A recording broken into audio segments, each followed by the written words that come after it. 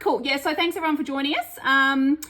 We're absolutely honoured to have our first official mindset guest speaker tonight, the amazing Jase Nelson with us. So as a brief little official intro, 12 months ago, life through Jase, who was an otherwise very healthy 51-year-old, very fit and healthy business owner as a plumber, and got thrown the curveball of a cancer diagnosis, so acute myeloid leukemia, or AML. Totally out of the blue, his world was flipped upside down as he faced the most challenging and testing time of his life. So tonight he's going to share with us his own story of resilience, perspective and relationships, and some tools which helped him tackle the illness head on over the past 12 months. But his recount will be quite raw and real and very honest. It's a particularly moving and emotional story at the best of times. But if anyone feels like they might be especially triggered by what Jase is going to be recounting having faced during his battle, or if that hits a little bit too close to home for anybody, feel free to tap out. Absolutely no offence taken whatsoever, because we don't want anyone super upset by tonight's discussion. And also, as mentioned, we're going to finish with some question time, and that is absolutely open to everything and anything. Nothing's off limits there. If you've got anything that you wish to ask Jase, by all means, he is more than willing and happy to share absolutely anything. So nothing off limits at all for question time. But for now, I suppose we'll throw over to welcome Jase and let him make a start. Thank you, Jase. Thank you, Mel. Pleasure to be here. And thank you to Mel and to Cara for having me on tonight for Mission Edge. And your PT training group, I'm sure, are full of enthusiasm, and hopefully tonight I can give you a few tools to help you move forward, I guess, in tough times. And I know that anyone that's doing what you're doing and putting yourself through a PT group, generally speaking, you are people of pretty tough stuff. So you're made of the right things, and you are always endeavouring to find that extra edge. And you never know, there might be one little thing that I say to you tonight that may help give you that little bit of edge when things get tough, when you get to the 41 kilometre mark of a marathon or the 21 kilometre mark of a half marathon, or pulling ropes down the beach, or whatever it might be. But hopefully I can give you a few of those tools and help you move forward. And hopefully, as I say, there might be one or two things that might stick with you. They might stick with you for the rest of your life, and they might be really, really essential one day for you. So I call this talk that I'm doing tonight, I call it Facing the Storm. I'll go into that later in question time if you're interested in finding out why. But essentially, it's about my fight with leukemia, which, as Mel said earlier, it was a 12-month fight that I wasn't expecting to have. It was thrust upon me in the space of 30 seconds, and essentially I had to find a way to get myself through. And there were a lot of complications along the way that really didn't really play into my hands, and I had to find a way. And I'm speaking to you tonight, and so I've obviously found a way to get this far. So hopefully I can give you a few tools, as I was saying earlier, to continue with what you're doing with Mel and with Cara, and to get some extra mental toughness that will take you to another level. So let me begin my story. So on the 13th of May, Friday the 13th of May to be exact, 2022, I woke up very early in the morning, ready to go to work. I ran a plumbing business. I had 250 clients who I'd been looking after for over 20 years. I had 7 subcontractors that I had been working with for over 10 years. So we had an amazing crew of guys, and I'd sort of just got my business to the stage where I was really happy. Like, it was the first time I'd really been happy with all my clients, payments, the way everything was going. I was renovating bathrooms. I had 15 bathrooms lined up to do in the next year. And so things were really going well. And I'd been unwell for about 4 weeks. I'd had a bad chest infection. First time I'd been crook since 2007, believe it or not. So it had been 15 years since I'd been sick. And so I was a little bit concerned. So I went to the doctor, had some blood tests done, and then 6:30 on the morning of the 13th, Friday the 13th, I got the call from pathology to say, Jase, you need to get to the hospital immediately. Don't do anything except get yourself dressed and get in there right now. We've got a haematology nurse waiting for you at reception. She's got a private room ready for you to go to. We need to get your blood retested and just make sure that you haven't got what we think you've got. So, unfortunately, it was during COVID, so it was a very difficult time. My wife she woke up with a snotty nose, so she couldn't go to work. She'd already called in to say she couldn't go to work, so that meant that she couldn't go into the hospital, so she couldn't take me in. So she dropped me off on the curb out of the car, and I said, I'll see you in half an hour after I have my blood test done, and we'll catch up then. I'll tell you all about it. So I just marched into the hospital, nothing packed or anything, and went in. They were waiting for me. They took me straight to the room, took my blood, and then they said, we reckon we'll get your blood back within half an hour. We'll know where you stand. So about half an hour later, so I was sitting there in the room by myself, and then I got a rat-a-tat-tat on the door. I had 6 people walk in, 6 haematologists. So haematologists work in groups of 6, and I didn't realise this. I'd never met a haematologist in my life. I didn't really know what they did, but I learned pretty quickly what they're all about, and they're all about blood cancer, any sort of blood disease and bone marrow disease as well. And they basically stood around me, all 6 of them, and said, Jase, unfortunately, your life's about to change forever. We've just diagnosed you with AML, acute myeloid leukemia. We've also got really big concerns that you've actually got what we call complex karyotypes, which means that you've got a mutation. That mutation can cause you to have 5 different forms of cancer caused within that leukemia. So we need to hit it really, really quickly, because essentially we've got you at week 5 of an 8-week cycle. If you had come in 3 weeks later, you'd be dead. So during this whole process, it was, as you can imagine, it was pretty confronting for me. But at the same time, I don't think I've ever been as calm in my whole life. Like, my whole life flashed before me, and I knew that I needed to stay calm, because I thought there's no point panicking. If I panic, I'm going to panic all those that I love. I knew that the toughest thing that I was going to have to do was to tell my wife, my 2 adult children, Riley and Chloe, who are 20 and 22, my 2 brothers, Rom and Will, my mum and my dad, who are still alive and well, my closest friends, who I've got 2 that are particularly close. They're like brothers to me. And then I've got probably about another 20 mates that are just super close. And then all my close family, and Mel is one of them. And so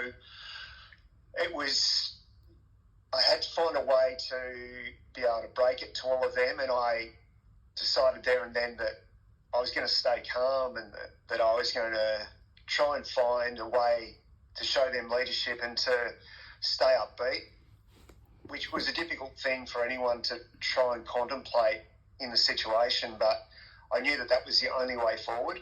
And I'd experienced so many people in my life that had had cancer of different forms that had basically closed themselves off from everyone around them that was trying to help. And I knew that the battle that I had ahead of me was going to be pretty graphic. And so I knew that I needed to basically enhance everybody around me to give me the love, the support, the laughs, just everything I possibly needed to give myself, or what I describe as a wave of love. we had a base of like 400 people that were in touch with me, and it was such a beautiful thing. The other thing that I found that was quite extraordinary was that it was an opportunity in life that you really don't ever get, but it was a beautiful thing because I was in a situation where I really didn't know if I was going to live or die. And I was in a situation where when I was speaking to the people that I loved, I was just telling them exactly what I was thinking. I had no inhibitions. I just told all my best friends exactly what it was that I loved about them. And I then found that they did exactly the same back to me. And it was just the most unique situation you could ever imagine being in, having all these people that you loved actually tell them what they meant to you and then having it come back at you. And it was so significant in me having the strength to then get everyone together and to make sure that we did what we had to do to make sure that I could get through this, because we knew that what I was facing was going to be like a UFC cage match, and that at the end of the day, hopefully I was going to crawl out, and that was probably the best result that could possibly happen. And I have been able to crawl out. I've still got a lot of issues now, but as you can see, I'm able to speak again. I wasn't able to do that during the height of my illness. I had so many problems, and I'll touch on all of that in a minute. So anyway, essentially they said to me, you're going to be put straight into 6th level on the hospital, which is the haematology ward. You're not allowed to leave because as a patient that's got leukemia, your white blood cells, and particularly your neutrophils, which are your white blood cells that protect you from disease, have basically been eradicated. We don't really have them anymore. Your platelets, which stop you being like a haemophiliac and bleeding to death, are basically gone. So what we're going to have to do is we're going to have to give you a whole heap of transfusions. So blood transfusions, HB, which is your red blood, and also platelets, and they're going to be frequent. So we're going to put you up on the ward, and we're thinking you're going to be there between 1 and 3 months, depending on how you respond. And today we are going to get you completely ready for chemotherapy, and we hope, if all goes well, that we can almost get you on chemotherapy tonight because we're that concerned about how you're going. So basically the junior doctor that was the junior haematologist that was there, young George, he was given my file and he was told, you've got to get Jase to have a Hickman valve put through his chest, so just above my pec muscle they jammed a tube in that runs through to my heart and then up to my throat, and that is basically my lifeline that I receive all transfusions through. I was going to receive all of my chemotherapy through that as well. I was going to receive all of my blood transfusions through that, and also my blood that was being given out through that as well. Any antibiotics, any adrenaline, any morphine, anything was going to go through this tube. And so essentially they put you in surgery, cut a small incision, jam this thing in it, and then it pops out like a piano accordion inside your chest and does its magic. And I actually hung on to that for 12 months. It was incredible. It was my lifeline. It saved me from probably between 175 and 200 injections, which is quite incredible. And yeah, it became my best friend. It had to be dressed every week with a fresh dressing, and it had to be checked every few days to make sure there were no infections through it. But it was quite an amazing thing. But anyway, they then said to me, you need to go and you're going to need to have a stem cell transplant to actually so you can survive. There's no way you're going to survive this without that. So basically, I was in Geelong Hospital for 3 months. In those 3 months, they gave me probably close to 30 litres of chemotherapy, liquid form and tablet form, plus a whole heap of different types of injections along the way as well, getting me ready to a point where if I couldn't get to the point where they'd actually got rid of the leukemia and put me into remission, full remission, they wouldn't be able to give me the stem cell transplant. what then happened was, once they finally got me there after 3 months, they then actually had to find a donor somewhere in the world that was actually going to match up with me. Luckily, they found a 27-year-old lady somewhere in the world that was actually a match to me. And so then I was able to proceed to go through and have a full stem cell transplant. The transplant itself is not a big deal, but what is the big deal is the process that occurs after that, because basically what they do is they kill all your stem cells in your body and have to start again with the new ones, but the new ones have to be held back. It's like they give you this drug, it's the worst drug ever, called cyclosporin, and it's like a gate. It basically holds the new stem cells back and stops them from trying to attack my body and from my body trying to attack them. They all get very confused.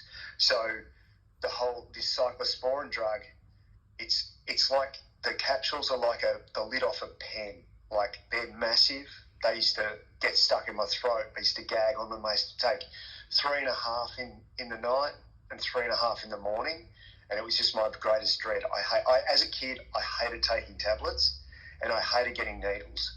And here I was in this situation. I was having 35 tablets a day, and I was having up to 3 or 4 injections a day as well, so that I could survive.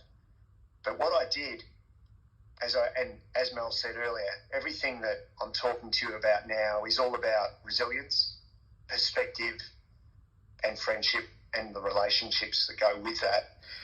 And one of the great things that I knew was to have the resilience that I needed to have the perspective to realise that as much as I hate these needles and as much as I hate all of these tablets that I'm having to gulp down every day, that was just so ghastly, and they were having massive effects on my body, my brain, on everything.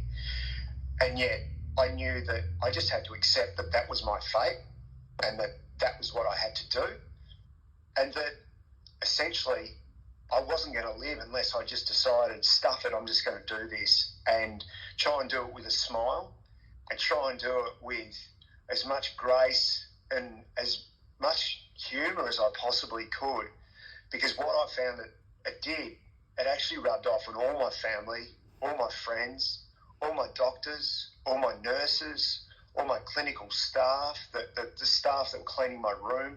They all loved coming into my room effectively, because I decorated all my walls with family photos. I think I had 250 photos of family and friends around the walls. And then I've done A2 photos, poster size, all around the rest of the walls as well. So everywhere I looked, there was a friendly face somewhere, or my dogs that I adore. And so there were so many distractions. And the distractions, I also had distractions with a lifeblood group that I formed, with music, live music in my room, my WhatsApp group that my 24 best mates formed for me that was just next level. All these things are things that you can ask me about later in question time, because there's some great stories to it, but I don't want to get into it right now. I'm going to get bogged down. But essentially, some of the tougher days were days where I had one day on the 25th of June where my whole body crashed. I got what was called a negative bacteria in my tummy. And what happened there was that essentially my core temperature went from 36 to 41. I had to have 7 blankets put on me to stop me from shaking. They were worried that they were going to lose me, and I was losing consciousness, and that was really scary, because if I had lost consciousness, they wouldn't have known whether the antibiotics were actually working on me or not.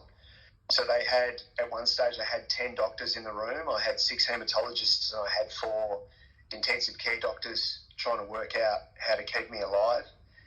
And I could just see the adrenaline getting pumped out of these glass bottles that was going straight into me. And unfortunately, my poor wife was sitting by my side at this stage, trying to come to terms with exactly what was going on, because when she'd seen me the day before, I was fine. There was nothing wrong with me. Been playing the guitar for her, and we'd been laughing, and everything was good. So they were massive things to try and confront, but I tried to do as much as I possibly could to ensure that everyone that was confronting it would find a way. And so I guess I couldn't really do much, but the one thing I did do, I kept smiling at my wife, trying to assure her that everything was actually okay and that it was going to be okay, because I wasn't really able to speak. I was so sick. But anyway, luckily, one of the haematologists who had been looking after me for a long time took a few educated risks and gambles and basically put 2 different forms of antibiotics through me and penicillins, and they worked. So after a period of hours, eventually I started to turn the corner. I was still as white as a ghost and I just looked ghastly, and I've got photos of it, but they're not great. But the remarkable thing was that from that period in the afternoon, from probably about 4 or 5 o'clock, they gave me 4 units of blood transfusion of blood. So I had about a litre of blood put through me. My nurses rang that had been looking after me all day, and they rang to find out whether I'd actually survived the night. And one of them came in the next morning at 8 o'clock, and when she came in, she knocked on the bathroom door because she could hear music play. She couldn't work out what was going on because I'd been so sick, and she'd never seen me well before. And she walked in, she knocked on the bathroom door and came in. I had a towel around my waist, and I had Creedence Clearwater Revival playing, and I was singing to it in the bathroom. All the colour had come back in my face. I felt so amazing that I was back. And it was because of the blood transfusions that I'd had that had actually caused me to get to that stage. So it was really remarkable. That was probably the worst thing that happened while I was at Geelong Hospital.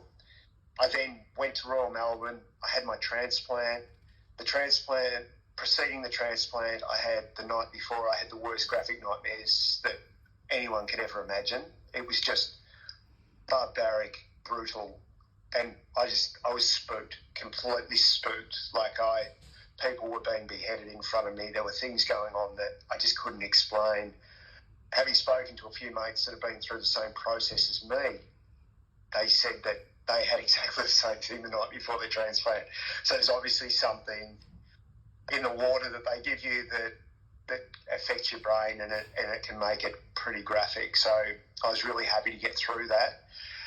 Then after about 10 days, once the transplant starts to blend into your body, you then start having all these issues like shaking, and then you have shivering. So shaking and shivering are 2 totally different things. The shaking was just your hands shaking so that you couldn't hold anything. The shivering was that you were so cold that you couldn't basically be anywhere without having blankets and dressing gowns and things wrapped around you at all times. You get a thing called mucositis, which is like the most gross thing that goes between your throat and your bum, where you get this infection that affects you so badly that you can't sit on your bum, you can't lie, you can't lie on your chest because you've got a Hickman valve in your chest. You can't lie on your back because your bum has felt like it's exploded. Like I had 28 bowel movements in the space of 3 days, which was just horrific. And so I was petrified to leave my room. I couldn't leave my room for anything because I was scared I'd need to go to the bathroom. And then I was having to, because I was in so much pain that it was like a 9 or a 10 pain. And so they were giving me a drug called fentanyl, which I had a button, and I had to push the button, and it would take 2 minutes for the fentanyl to work, but I had to do 3 different doses of fentanyl before I could go to the toilet, so that I didn't scream every time. And I mean scream when I was on the toilet because the pain was so severe. And so it was a wicked cycle of events, and eventually I was discharged out of the hospital. I started to feel a bit better, But then I moved into the Leukemia Foundation, and I was looked after by them. The Leukemia Foundation were amazing. So my wife had to give up, Sarah had to give up work for 8 months. She was a teacher's aide. She had to give up work for 8 months to look after me. Otherwise, I wasn't allowed to have the transplant. The other thing that happened was during that period of time, there were a lot of... Sarah had a few issues herself that she had to have seen to. So my mum, whose mum's 73, but very capable lady, she came up and looked after me as well during that period of time.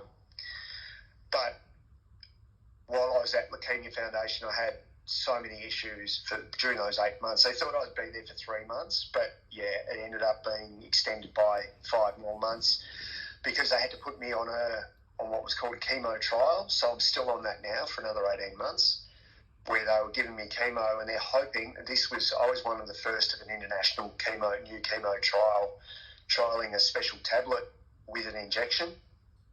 And so, yeah, I'm still going to be on that until pretty much the end of next year. But we're hoping that will mean that I can keep the leukemia at bay and that it won't come back. I'm currently in remission. But having said that, you know, once you've been through what I've been through, you don't ever want to have to go back there again. So my doctors are all doing everything they can to make sure that it doesn't come back again. So I was happy to go along with that. And it's made me so sick I've had to go back to hospital at times, but it's all been worth it because it gives me the chance to live and to see my beautiful kids grow up and to spend hopefully the rest of my life with my family and all my amazing friends. So yeah, it's also given me an opportunity. So as I said, I was a plumber, but that is not going to be possible anymore because of the bacteria, the dust and everything I was dealing with. I've been told that at least for 3 years I'm not going to have any immunisation against anything. So I haven't got neutrophils, and I also haven't got protection against smallpox, Hep B, Hep A, tuberculosis, measles, you name it, I haven't got any protection against any of it. And so I'm a bit like a sitting duck at times, and so travel is something that I'm going to have to be very, very careful about. Everything I do is a calculated risk. So essentially, I just have to, if I'm going to something, it has to be something I'm really wanting to go to. I went to a really close friend's 50th the other night with 28 people, and at the end, in the end, she's such a dear friend that I just thought, stuff it, I'm going. I can't miss it. So I did that. I took the risk. I don't know if I get sick in the next few days, but hopefully not. But sometimes, you know, you just have to take those risks and get on with it. But yeah, essentially, they're the things that I guess were the biggest things that I went through. And as I say, the things that really helped me so much were the contact from all of my friends, my Lifeblood group that we started, the WhatsApp group, and the two amazing musicians who gave me so much time and dedication and love in my room when they played to me personally. And at the time, really, I was so distraught at times that I burst into tears by them playing for me, and I loved it. Like, it was just the most beautiful thing. I sat there and just cried as they played to me.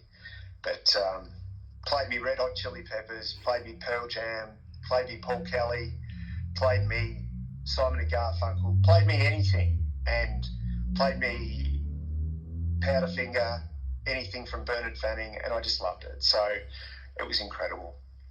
So essentially, at the moment, I am back at home. I've been released out of the Leukemia Foundation, and I've been out for a month.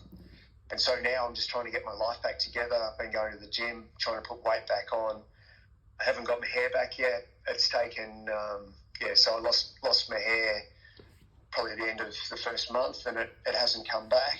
And it's not really, I had a good head of hair, but for a 52-year-old, but we don't know if it'll come back. And seriously, I couldn't give a stuff. It's the least of my worries. So I'm hoping that I can get on with life. And I'm hoping that, as you can see tonight, my new aim in life is to actually be doing exactly what I'm doing right now with all of you, but in a professional way, and speaking to groups of people anywhere here or around the world and trying to give them resilience, perspective, and an idea of how important friendship is to gaining the strength that you need to get through everything that life throws at you, because we never ever know when it's going to do that. And sometimes, like I did, you get 30 seconds notice and you have to be prepared. So I hope that I've been able to get through in some way to give you a little bit of my message. And I'm now very happy to answer, as Mel said, any questions about anything. I'm totally open to any question you might feel you wish to ask. And if there's anyone that watches this on relay, I said to Mel that I'm more than happy to come back on and actually answer your questions live if you have anything that you would like to ask me in a week or two. So thank you, Mel. If anyone else doesn't have any pressing questions, I'm going to start by asking Jase, in your WhatsApp group that you mentioned to ask you about, how was that used by your mates to pull you out of some pretty dark places there? What was the essence of the WhatsApp group? It was one of the most extraordinary things that's ever happened in my life. So all up, I think there were 35 of my mates on it, but there were about 24 of them that were very regular on it. They came up with a concept so they called it the Full Nelson. They named it, so my name's Jason Nelson. So they called it the Full Nelson, and the whole idea was that we were going to talk sport, and we were going to just have a lot of laughs on, like a lot of good, clean laughs on it, just so that we could all really enjoy it for what it was. But then my brothers and a few of my best mates came up with this concept, and they wanted to get me the best get well messages from around the world that they could possibly get me. But the one proviso was you weren't allowed to pay for it. So whatever these meant, because you can pay to get people to jump on and give you a get well. But these mates set about this competition, and in the end, so when it started, we started getting, we got some really amazing local talent that came on, like Joel Selwood, the premiership captain from Geelong, jumped on, Tom Stewart from Geelong, Jeremy Cameron, we had Nathan Buckley, Mick Malthouse. We had all these really, really big name local sports stars, Dipper. They just kept coming through. Then we started getting like Pat Cummins, the Australian cricket captain, Ricky Ponting. We got Nathan Lyon. Just heaps and heaps of really famous sports stars coming on, and they were really getting to be quite a high level. But then it went up a whole notch. So we got one morning, I got a message, and it was a beautiful message from Peter Garrett, lead singer of Midnight Oil, and I've loved the Oils since about 1985, which I reckon that's about when Mel was born. 1 year. Thinking back, yeah, I was pretty close.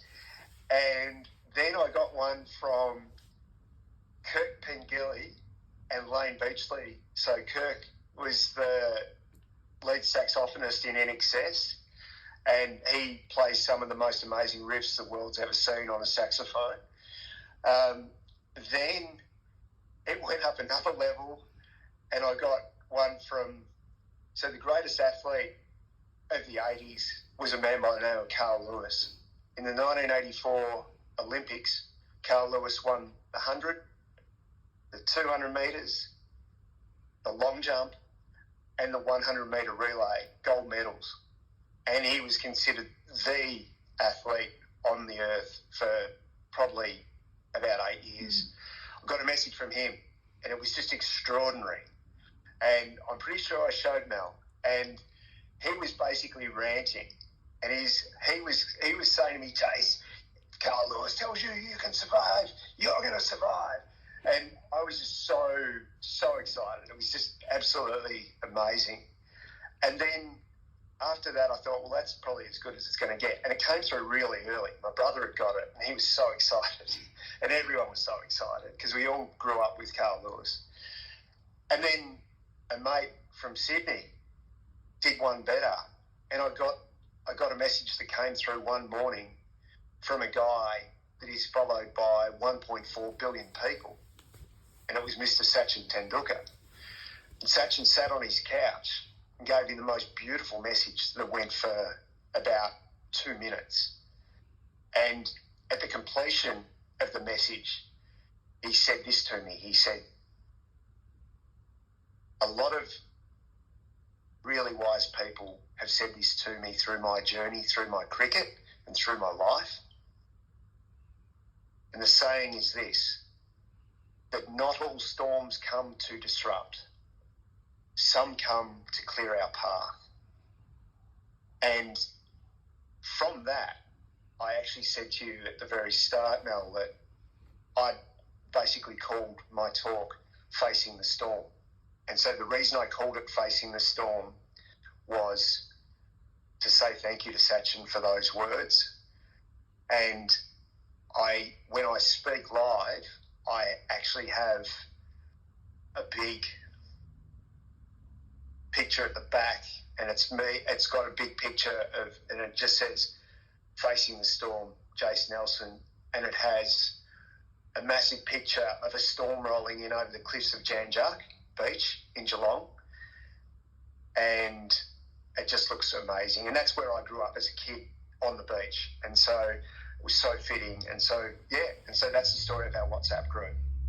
So what I'd say is that I got so much resilience from distraction. So I guess for all of you, with what you're aiming to do, whether it be distance running or whether it be long distance swimming or whatever it is that you're choosing to do, I guess the best advice I can give you, and you probably already know this, is you need to find distraction that will amuse you while you're actually doing what you're doing. So whether it be singing as you run, or whether you think of just your favourite holiday destination, or just you think of your dogs, or think of whatever it is that you love. It's amazing what we can actually overcome if we totally distract ourselves with something that we actually would love to be with or doing or whatever it may be. Absolutely. And those things that you mentioned the music, and you've said quite a few times as well about smiling. We quite often say to our recruits in our face-to-face camps and in our online group about they've shown scientifically that your chemistry in your brain changes when you smile, and things become seemingly a lot less difficult. Your pain barrier increases, and again, singing along with music has been demonstrated to have that same effect on a physiological level as well. Absolutely, and I agree. So I probably, for those of you out there that don't know me, I probably smile more than anyone you've ever met. I constantly smile. It's just a part of me and who I am. And so I found that when I was talking before about the Lifeblood group, and I'm not sure if you know what that is, but it's actually, so Mel's mum, Margie, she's been a great advocate of my Lifeblood group. So essentially what you do is you get a team of people together and you try and get as many people as you possibly can to sign up to give blood and to give plasma on a regular basis. And when we first started, my brother-in-law came to me with the concept about a week after I got sick, once he realised how much blood and plasma I was going to need. And he said, what do you think? And I said, it sounds like a great idea, let's do it. So anyway, I said about every single person I got a text message from that point on, I told them about it. I sort of said, well, I'd love you to join my Lifeblood group.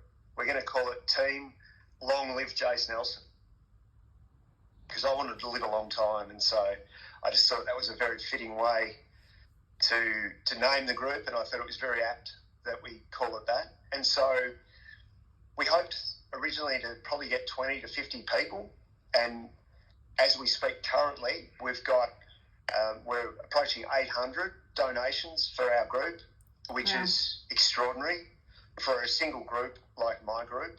So we're on the same level as the Australian Army, the Commonwealth Bank of Australia,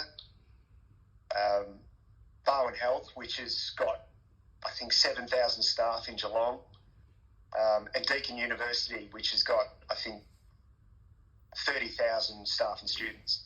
So that's the sort of level that we're playing at. And we've also had, which is really remarkable, is we've actually had 116 first-time blood donors in our group, which most groups can't get. It's just a really hard thing to get people to roll their sleeve up and to donate, because there's nothing sexy about going and getting an injection.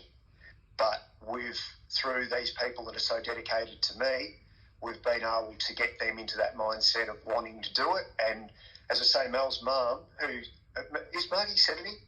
Yeah, she's 71. Yeah. Yep. She goes every 2 weeks, religiously, and it's remarkable. She had a lot of trouble. And that's a woman that's got resilience. I think she had 3 or 4 goes at it, and they told her she was no good and she couldn't do it. But she'd actually lost her mum years earlier to cancer. She was that damn determined that she found a way. And I've been talking to her, and I said, well, you need to hydrate, you need to do this, you need to do that, you need to look the other way.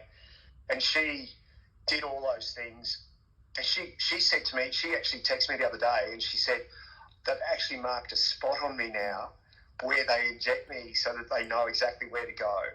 So it's like a blood tattoo. I was about to say, I'd never in a million years imagine Mum getting a tattoo, but I reckon that could be the one thing we could almost convince her to get tattooed on her. Yeah, well, she has got a mark. They put an X on her arm. So, which, for me, that's just the most amazing dedication. And I guess,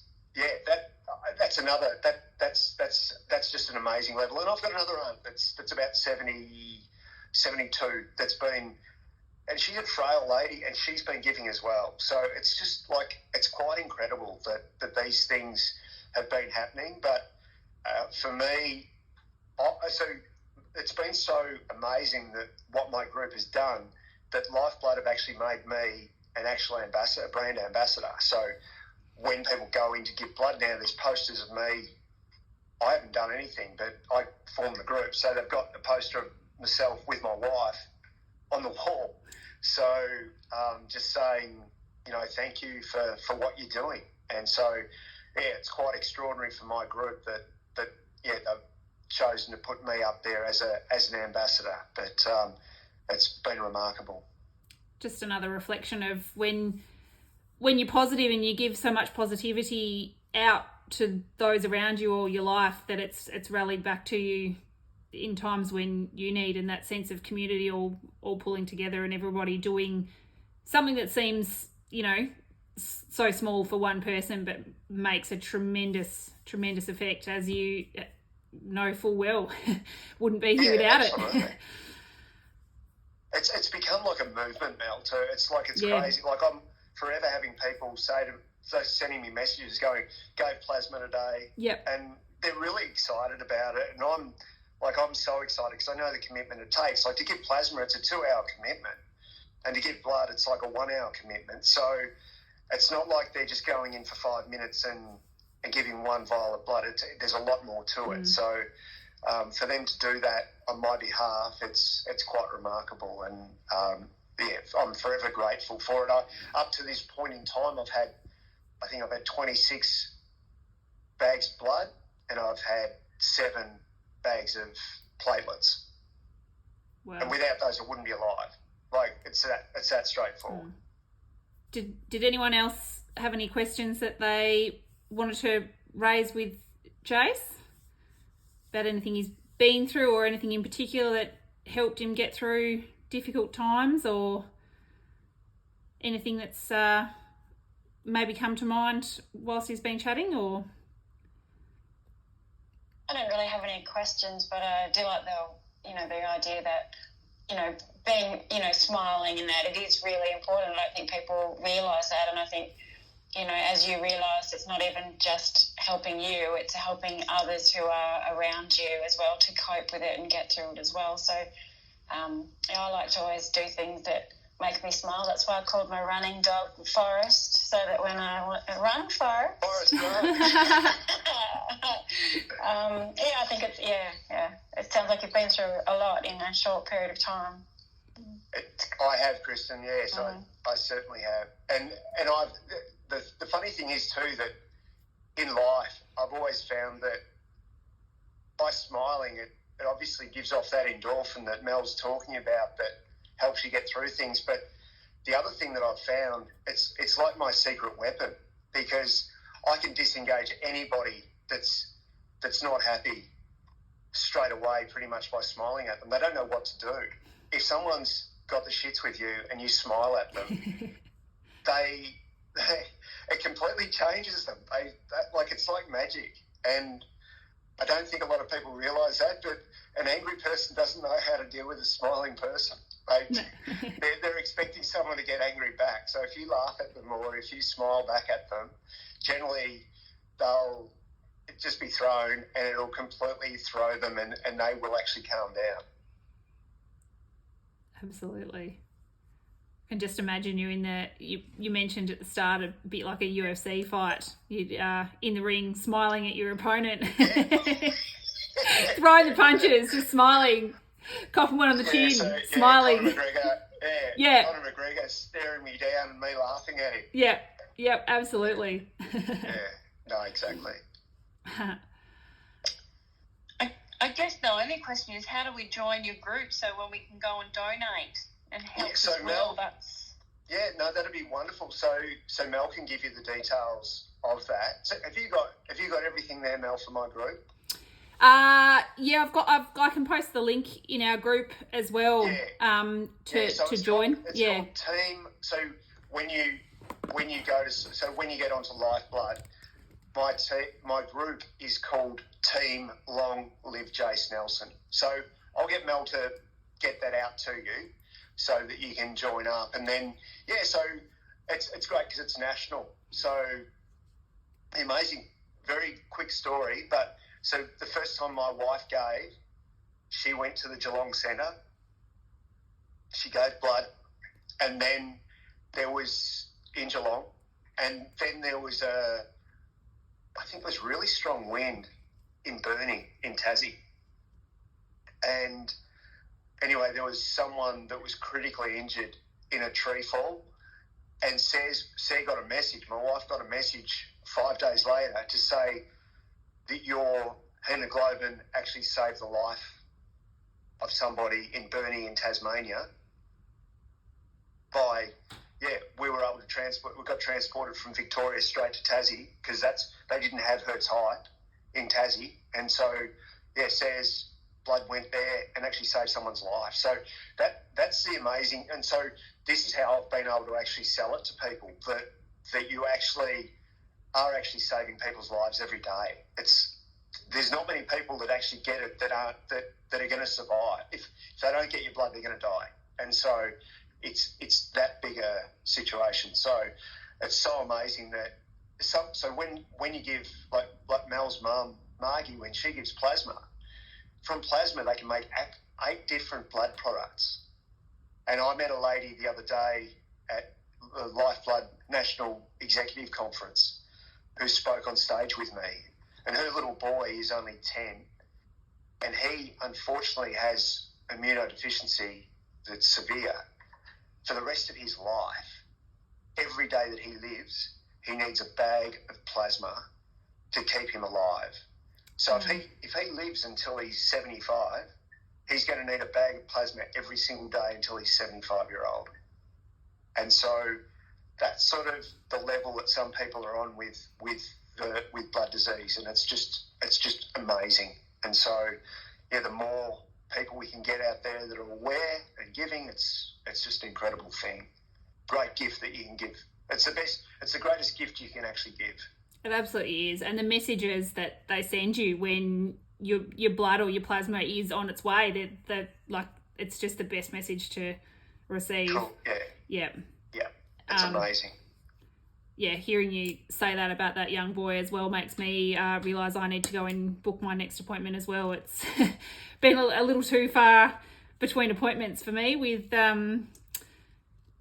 the busyness of life of late, but it really is the smallest little thing that we can do that literally saves lives.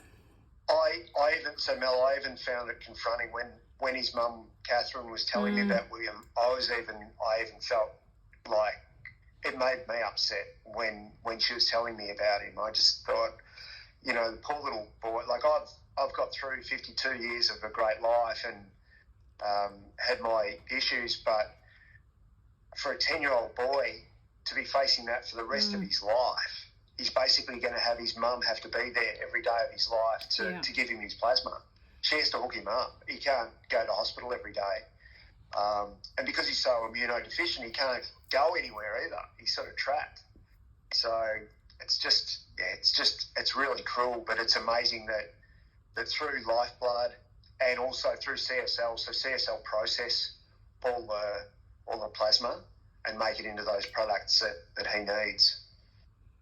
It's just another example of perspective, isn't it, from both sides, I Absolutely. suppose, that Completely. when we think we're uncomfortable and facing something fairly challenging like 200 push-ups, it's really not that much, is it? No, absolutely not. So as I said, like if there's no more questions now, I'm really happy to come back in a week or when after you've caught up with the group, if they have a chance to have a look. And if there's anything else that they would like to ask about, I'm more than happy to jump back on and do a quick session with them. Yeah, we'd love that. Thank you so much, Jase. So You're very welcome. Yeah, really appreciate you giving up your time to chat to us tonight, and absolutely amazing, heartwarming story. And you do tell it very, very raw and direct from the heart, so it's very impactful as well, and really puts things into perspective. Some Thank great you. messages there. Well, it was lovely to have you all listening, and I look forward to hearing about all your progress as you all proceed. Yes, absolutely. We might even, when the immunity builds up down the track, we may even get you in person to one of our camps one day. That'll be the ultimate aim. I have every intention of getting down there. So, yes. Definitely. No, we'd love that. Yeah. Well, thank you again, and we'll let you enjoy the rest of your night. No worries. Great to see you all, and thanks for listening. Thanks, Jase. Thank you. Thanks for jumping in, guys. Bye-bye. Bye-bye. Bye.